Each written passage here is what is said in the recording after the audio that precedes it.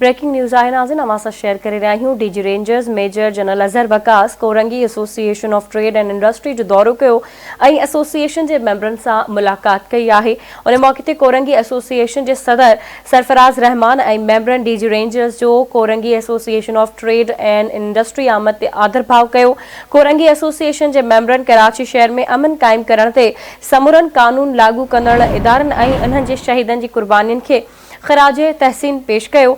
उन मौके ते DG Rangers Sindh Major General Azhar Waqas चयो त कराची में दहशतगर्दी, टारगेट किलिंग, भतेखोरी ऐं भुंग एवज़ अगवा जी वारदातुनि में नुमायां घटिताई सबबि मुआशी इस्तेहकाम पैदा थियो आहे, जंहिंसां सनअतकारनि जो एतमाद बहाल थियो आहे। डीजी रेंजर्स चयो त पाकिस्तानी सीड़पकारनि जो एतमाद बहाल करण लाइ कानून लागू कंदड़ इदारा अमन अमान जी सूरत हाल खे वधीक बहितर बणाइण लाइ असराइता क़दम खणी रहिया आहिनि। मेजर जनरल अज़हर वकास चयो त कराची में अमन जो क़याम शहरियुनि ऐं कानून लागू कंदड़ इदारनि जी गॾियल काविशनि ऐं कुर्बानियुनि जो नतीजो आहे। उन मौके ते इंडस्ट्रीज़ जे मेंबरनि कराची में अमन अमान जी बहाली जे सिलसिले में कानून लागू कंदड़ इदारनि जी ख़िदमतनि जी वाखाण कई।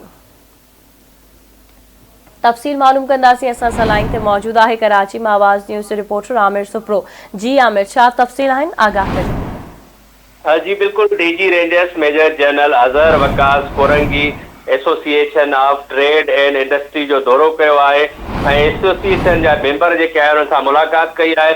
उन मौके ते कोरंगी जो जेको एसोसिएशन जो सदर आहे फराज़ रहमान मेंबर ऐं डीजी रेंजर्स कोरंगी एसोसिएशन जे ट्रेड जे अचण ते जेको आहे उनजो आदर भाव कयो आहे ऐं उनखे जेको आहे सो कानून लागू कंदड़ इदारनि जे शहीदनि जे कुर्बाननि खे ख़िराज तहसीन पेश कयो आहे। उन मौके ते DG Rangers Sindh General Azhar Waqas चयो आहे त कराची में दहशतगर्दी, टारगेट किलिंग, भतेखोरी ऐं भुंग एवज़ अगवा करण जे वारदातुनि में नुमायां घटिताई आहे।